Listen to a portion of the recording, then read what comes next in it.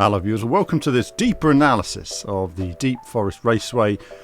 We saw it last week for Gran Turismo 7, and on this video I thought I'd have a little compare to Gran Turismo 6 to look at the changes that have been made, not only in terms of the course design but also in terms of the artistic approach and the vibe of the course.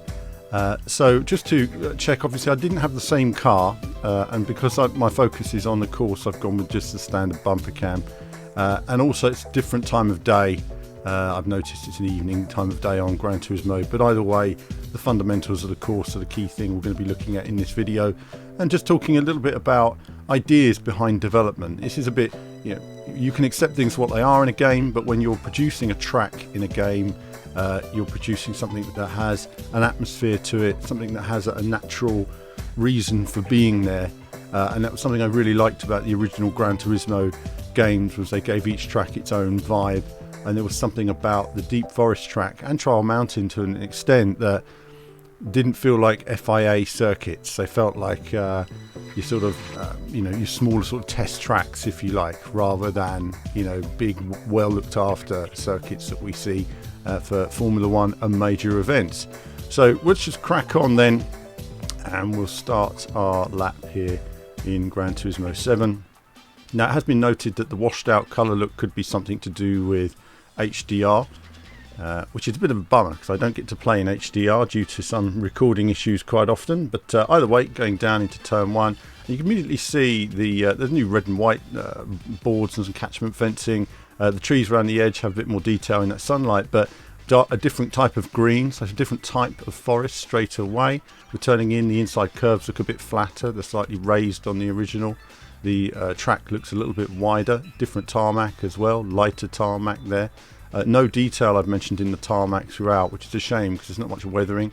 The track itself looks quite bland on GT7. There's not a lot there, is there? There seems to be less foliage and less trees, less general detail. We have the alpine trees across to the left there as well. I felt that they were, again, one of the signature parts of it, actually feeling like it was in a forest, as if this road was carved out of a forest. It's not massively wide, and of course the catchment fencing's been added all the way up as well, just to give it that real racetrack feel. So they've changed the vibe of the racetrack in terms of the overall design, and we just move on up the hill. So this is where we see a couple of changes here. Again, the camber's slightly changed on these corners. This was really, ideally this was one line in, had a bit of positive camber, and then you've got the curb going the other way. This makes it tricky as a driver. This is a driver's circuit now, and you really need to hook these sections up and negative camber through here as we get set for the positive camber. You can see there was more of a turning before. It seems like they've shallowed that bit out a little bit as they've made the road slightly wider. And again, you had the shadows and the trees that were cast over. We can't tell because we don't have the lighting the same, but there was something again about it feeling like it was a forest simply by the lighting. Again, the darkness in the tunnels, they're now lit. I don't mind either way. The concrete texture on the outside of the tunnel's been changed. It's actually seemingly lost a bit of detail. I don't mind the tunnels being darker during the day. I thought that was part of the atmosphere of it being kind of an older circuit, if you like, perhaps not as well looked after. Lots of new concrete round the side, so it's all been heavily built up. But this is a key section. The track goes one way, then the other. You've got the overhanging trees. These were unique to this part of the circuit. They gave it its own vibe, and to hook that section up is really important. Now, I did go out on a forest track with Ben Collins, the Stig, and we did end up hammering it round this circuit a few years ago. I've got a little bit of onboard here, not much. A lot of the onboard seems to have gone missing, sadly, but we did end up stepping on it and going through these roads at super high speeds, and it's greasy. The tarmac wasn't perfect. There was a life and a detail to it. And so this is a good reference of what Deep Forest would have been if we could have actually shown the whole lap. But sadly, I've only got the beginning and the end of it. The actual main part of the high-speed lap is gone. Going downhill, and the car would fly out to that outside curb, and you'd really have to try and keep as much speed as possible. That's been shallowed out all the way down the hill. That road's been shallowed out now. The kind of cambers aren't there. I was thinking about these unique trees, and it reminded me of this section here with the trees in Italy. And WRC7. It was just a section where they had these different trees. They probably used them elsewhere, but they created a section. Well, here on WRC recently, the depth of foliage in the landscape. I mean, look at that depth. with the amount of trees and foliage that we have. Why don't we have that? Probably because it's a PlayStation 4 game. It was always made for PlayStation 4. Something's got to go, and a lot has. So in terms of it feeling like a forest road now, that's kind of gone, and you could see that on the real life footage and that there. And also the barriers all the way around, it doesn't have that old feel. Again, I mentioned the tarmac. When you go to these tracks that aren't necessarily FIA race tracks, they're cobbled together, if you like, with and I say there's grease from the trees and wet bits, and they're tricky to drive. The car can slide around a lot. Risk reward on this section. You try to carry speed, you can hit that rock on the right hand side. Now they've got a runoff for it, and because it's a slower entry now, the chance of what they've tried to do is make a out-braking point there, for overtaking point, rather than keeping it a driver's circuit. So where it was a flowing driver's circuit, they've widened it now to aid overtaking. Again, from the key sections, as we go up around the mountain, I wasn't able to just line these up because they're completely different speeds. We go through the tunnel, not much in the way of changes there. But here's important, they've actually changed the type of brickwork. Again, they've made it more of a flatter concrete. I felt it was nice in the original version as a rougher tunnel. And I really like the third sector. Again, you're on the inside, you're looking at that curb on the outside, you're trying to carry as much speed through as you can.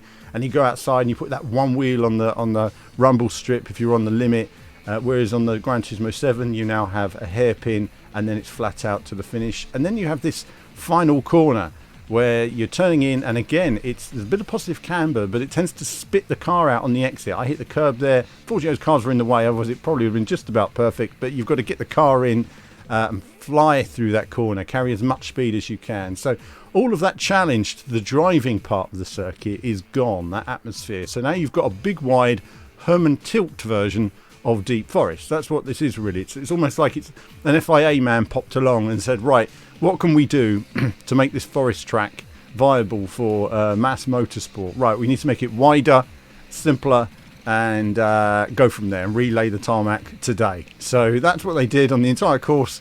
And they made it into what we would see as a modern race course, which is a shame because it doesn't need to be a modern race course. It just needed its own little unique style to it, and you don't need to be able to overtake on every single course. You know, some courses are just nice to drive.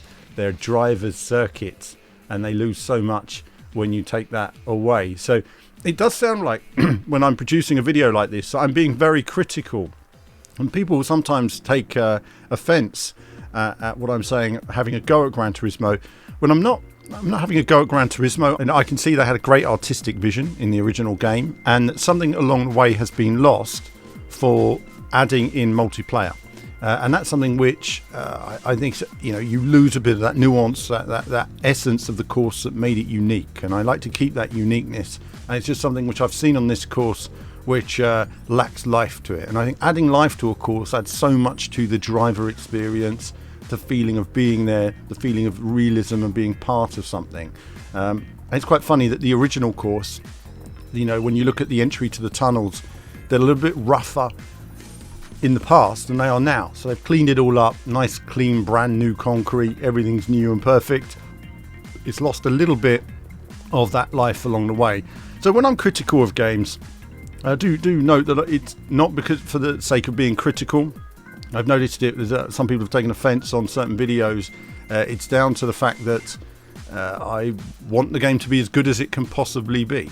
And though I understand the reason for the decision processes, which is to make for better racing, more overtaking opportunities, sometimes I didn't feel we actually needed that. Sometimes I just want a circuit that is just what it is, a challenging circuit to drive, a fun circuit to time trial. And if you are a good racing driver, you will make the overtaking spots. And if those overtaking spots are even more challenging, then so be it. That's great. You know, the good drivers will work their way through. They will optimize these corners anyway. So it just gives it more for experienced drivers in terms of challenge. But I hope you've enjoyed this little analysis. So do let me know if there's things I've missed in the comments, because if I have, we can come back to it and have a look at it again. And do give me all of your feedback. Do like and subscribe. It supports what I do. And do, as I say, give me your feedback in the comments. But that's it from me for now. As ever, more soon. Hello viewers, well thanks for watching the video today. Do like and subscribe, it supports what we do. Do become a YouTube member. YouTube Patreon supports all of our content you see on the channel, and of course lots of gaming from retro to modern games. I love it all in terms of racing action. So click on one of the two videos just there to find out more.